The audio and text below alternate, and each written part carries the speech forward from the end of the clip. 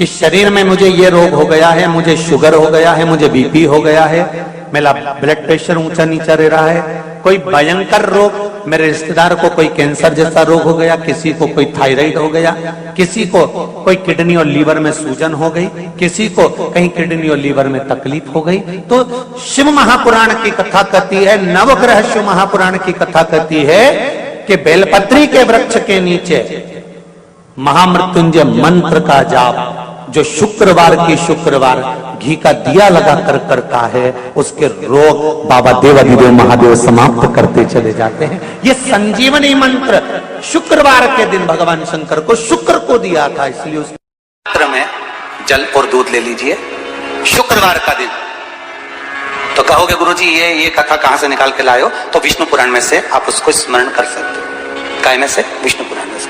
एक पात्र में देसी गाय का दूध, जल उसमें रखकर, और आपके यहाँ अगर लड्डू गोपाल हो, यदि आपके घर में ठाकुर जी हो, लड्डू गोपाल हो, विष्णु जी का कोई स्वरूप हो, श्री हरि का कोई स्वरूप हो, तो उस पर शुक्रवार के दिन आप संध्या के समय पर दुर्वा डालकर उस दुर्वा से अगर लक्ष्मी जी के नामों का 108 बार उच्चारण कर कर घी का दिया लगाकर कैसर के चावल साथ में रखकर केवल उस जल का और दूध का मात्र छींटा देते हो, तो उसके घर में कभी लक्ष्मी की कमी नहीं आ सकती, संपदा बढ़ती चली जाती है। 108 बार लक्ष्मी के नाम का मात्र उच्चारण कर लेने पर भगवान विष्णु के चरणारविंद पर, भगवान विष्णु के चरणों पर केवल उस दुर्वा का, जल का, दूध का सिंचन कर देने से भी लक्ष्मी की वृद्धि होती। शिव उनके मंदिर में आने वाले को तुरंत दे देता, जल चढ़ाने वाले को 3 चीजें तुरंत मिल जाती। आप नहीं भी मांगे, आप यदि नहीं भी मांगेंगे तो भी वो 3 चीजें मिल जाती। पहले नंबर पर है शांति, दूसरे नंबर पर है दिशा, और तीसरे नंबर पर है सफलता। शांति और बहुत जरूरी है, मन की शांति। आप जब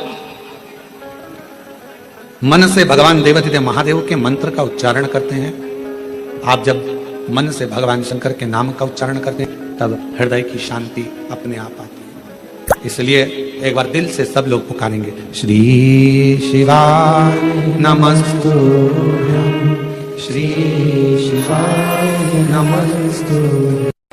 पति पत्नी में आपस में झगड़ा हो रहा हो, बहुत क्लेश रहता, बहुत ज्यादा, दोनों एक दूसरे का मुंह देखना पसंद ना करते, दोनों एक दूसरे के सामने ना आए, इतना क्रोध जिस पति पत्नी के आपस में रहता हो, अगर पत्नी एक सिंदूरा अगर शंकर जी के मंदिर से पार्वती जी को टच कर कर, पार्वती जी का स्पर्श कराकर सिंदूर उसमें भरकर उस सिंदूरे को अगर अपनी अलमारी में रख लेती है, जहाँ तैयार होती है उस अलमारी में रख ले, और भले वो मांग में लगा रही कि ना लगा रही, थोड़ा बहुत भी लगाया तो ठीक है, ना लगाए तो अलमारी में अगर रख भी ले, 20-22 दिन के अंदर हमको पत्र लिखकर बताना कि उसकी लड़ाई झगड़ा कम हुआ कि नहीं हुआ, उसका आपस में मेल बढ़ा के। तो एक प्रैक्टिकल करके देखना कि सियोर वाला महाराज कहीं झूठ तो बोल के नहीं चले। अगर छोटा सा शंकर जी का शिवलिंग है, छोटा सा शंकर भगवान का शिवलिंग है, या आपके घर में कुबेरेश्वर धाम का कंकर है, और आपके घर में यदि शंकर भगवान का शिवलिंग है, या सीहोर का रुद्राक्ष हो, या शंकर भगवान का शिवलिंग हो, या कंकर शंकर हो, तो निवेदन है जहां पर भी शिवलिंग आपके घर में विराजमान है, अगर छोटी सी कटोरी में एक बेलपत्र को आप नीचे रखिए, छोटी सी कटोरी उस बेलपत्र के ऊपर रखकर उसमें थोड़ा सा मधु, शहद, शंकर भगवान की साक्षी में शिव जी के सामने अगर शुक्रवार की शुक्रवार रखना प्रारंभ कर दो, धीरे धीरे संपदा की वृद्धि अपने आप होना। आपको पहले भी कथा में कहा, इंद्रदेव ने यह बात सामने रखी थी ब्रह्मा जी से कि ब्रह्मदेव भगवान शंकर से कहो कम से कम सीधे बैठ जाएं। भगवान बोले हम नहीं बैठेंगे सीधे। तो पूछा क्यों?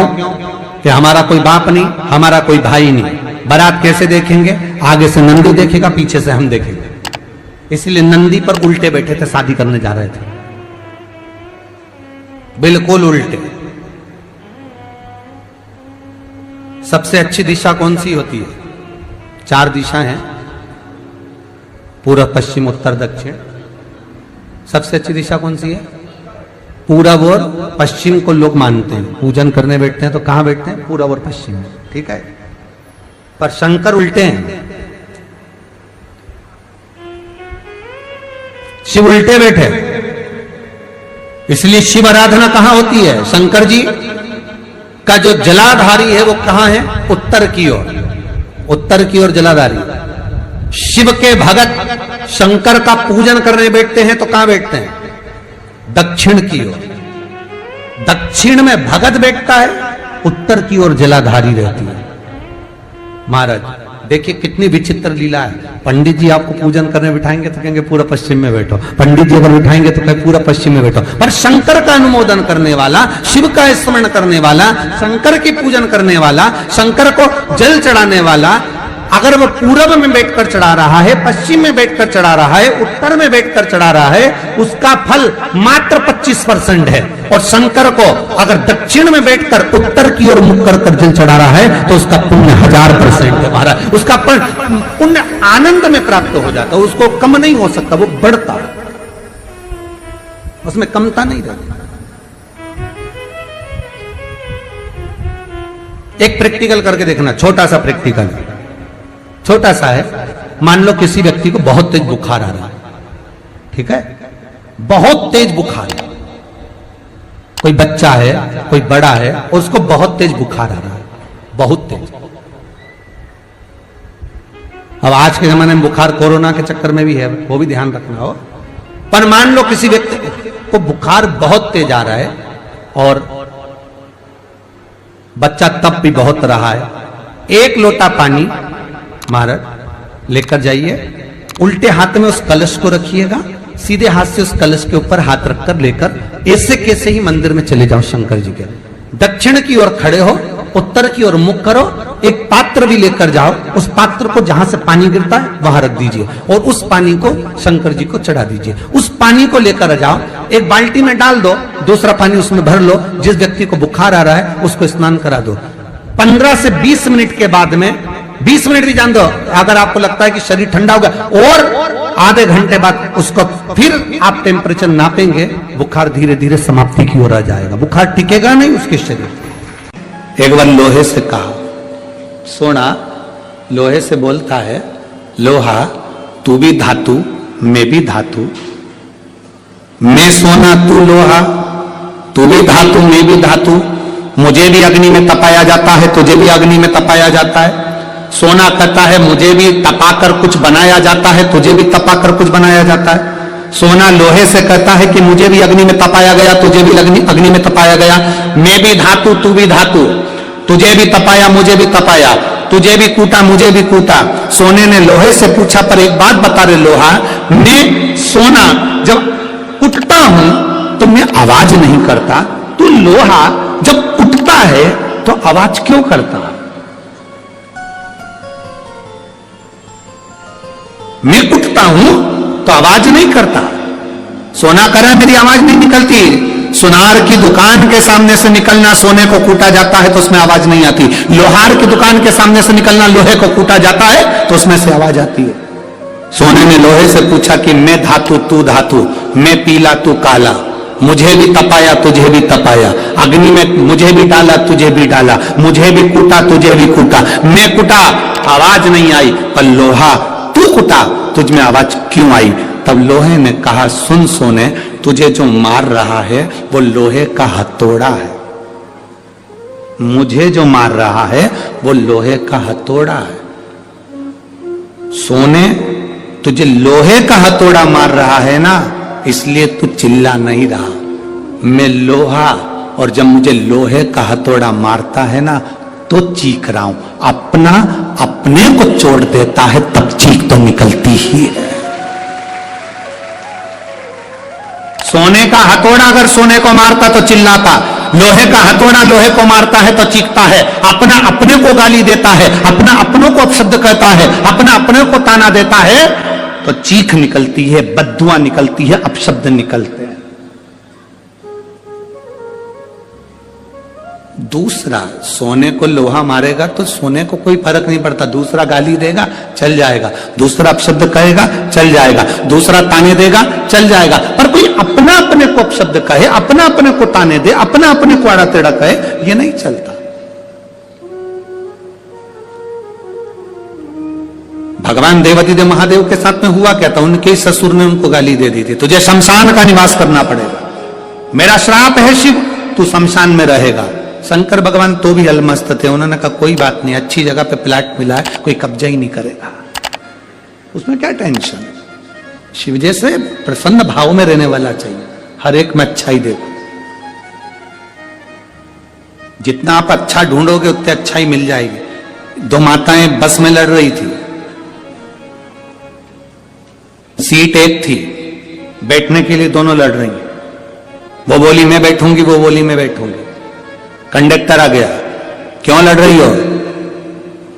मैं बैठूंगी। दूसरी बोली मैं बैठूंगी। कंडक्टर बोला तुम में जो ज्यादा उम्र वाली हो वो बैठ जाए। पूरे रास्ते दोनों खड़ी रही, बैठी नहीं, क्योंकि जो बैठेगी वो ज्यादा उम्र की। बैठी नहीं, दोनों खड़ी। पूरा रास्ता उन्होंने खड़ा खड़ा निकाल दिया, पर बैठी नहीं। कंडक्टर दोबारा आया, बैठो। अभी नहीं, मैं बैठू। तो कंडक्टर ने दूसरी से कहा बैठ जाओ, दिख रहा है तुझे मेरी उम्र नजर आ रही है? कंडक्टर ने फिर दूसरी से कहा तू बैठ जा, आंखों का इलाज करवा ले तेरे। नहीं बैठूंगी मैं, कोई इतनी उम्र क्यों? कुर्सी पूरी खाली बस की, दोनों नहीं बैठी। इतने में एक दूसरा आ गया, चले गए। ये खड़ी की खड़ी बस की। किसी को मालूम ना पड़ जाए कि उम्र कितनी है।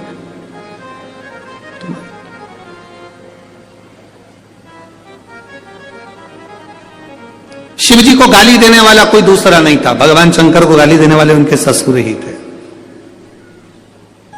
तुम्हारे ऊपर उंगली उठाने वाला कोई दूसरा नहीं होगा, तुम्हारे अपने ही होंगे।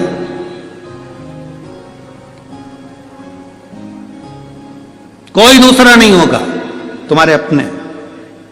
वो लोग चिल्लाते हैं ना, भैया जी संघर्ष करो हम तुम्हारे। अरे जम के तो बोलो, हम तुम्हारे साथ हैं। भैया जी संघर्ष करो हम तुम्हारे साथ हैं। अब इतनी तेज चिल्ला के करे संघर्ष करो हम तुम्हारे साथ हैं। अगर तुम साथ होते तो संघर्ष की जरूरत ही क्या पड़ती?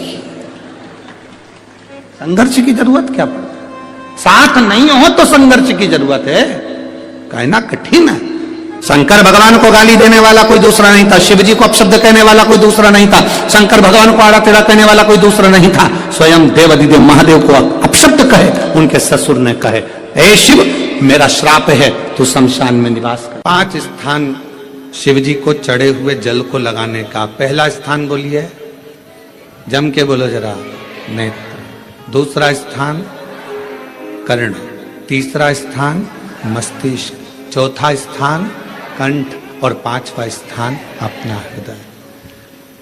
मात्र ये 5 स्थान शिव जी के चढ़े हुए जल को आप अगर लगा लेते हो तो तुम्हारे ऊपर किसी ग्रह, चाहे शनि हो, चाहे राहु हो, चाहे केतु हो, चाहे मंगल हो, कोई ग्रह आप पर भारी नहीं रह सकता। ये 5 स्थान मेरे देवाधिदेव महादेव की अविरल भक्ति के लिए, निर्मल शुद्धि के लिए है। नेत्रों पर जल लगाने से मतलब है कि जब भी मैं दर्शन करूं तो मेरे देवाधिदेव महादेव का करूं, शिव जी।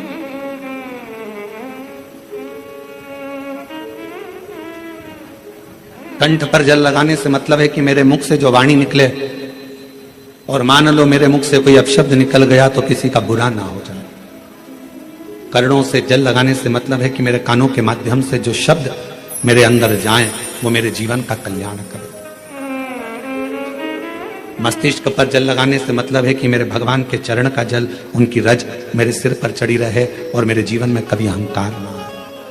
हृदय पर जल लगाने से मतलब है कि मेरे हृदय में भगवान शंकर के चरणों का वास नित्य प्रति रहे, हमेशा। ये 5 स्थान जिस लड़की को, जिस लड़के को मंगल है, और ब्राह्मण देवता ने यदि आपको कहा कि इनको मंगल है, इसकी शादी में देरी हो रही है, मंगल के कारण अगर शादी रुक रही है, देरी हो रही है, विवाह में देरी हो रही है, तो उस बेटी और बेटे को 3 महीना लगातार